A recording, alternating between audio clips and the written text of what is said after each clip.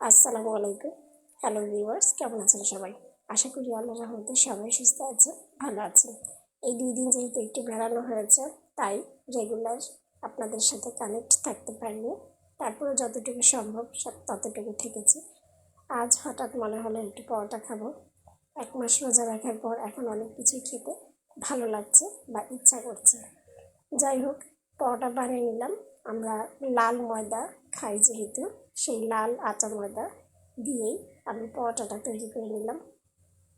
ঘিয়ে ভেজে পরোটা খেতে অনেক বেশি ভালো লাগে, তাই আজকে একটু রাজকীয়ভাবে ঘি দিয়ে পরোটা ভেজে খাচ্ছি। যাই হোক, পরোটা দিয়ে কী খাবো সেটা চিন্তা করে ভেবে দেখলাম ফ্রিজে গরুর মাংস ছিল। সেই গরুর মাংসটাই একটু আলাদা রকম করার জন্য প্রথমে একটু গরম করে নিয়ে, যেহেতু ফ্রিজে ছিল, গরম করে নিয়ে গরম গরম মাংসটা হাত দিয়ে একদম ছাড়িয়ে ঝুরি করে নিয়েছি। আর এখানে আধা কাপ পেঁয়াজ ভালো করে একটু সরিষার তেলে ভেজে নিয়েছি। একেবারে বেরেস্তা করবো না, জাস্ট নরম হওয়া পর্যন্ত, লাল লাল হয়ে আসলে ভেজে তাতে আমি সেই মাংস ঝুরিগুলো দিয়ে দিব।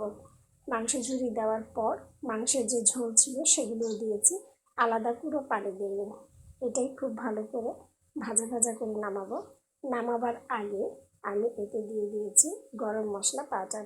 ব্যাস, আমার ঝটপট ফাঁকিবাজি রান্না বলতে পারেন। এই তো আমার মাংস ঝুরি হয়ে গেল। আর এর সাথে ডিম ভেজে নিয়েছিলাম পেঁয়াজ মরিচ দিয়ে। অবশ্যই মরিচটা স্পেশাল, অর্থাৎ আমার গাছের বোম্বে মরিচ দিয়ে ডিমটা ভেজেছি। এত সুন্দর ঘ্রাণ বের হয়েছিল, আপনারা করে খেলে বুঝতে পারবেন। আজ এই পর্যন্তই, আল্লাহ হাফিজ।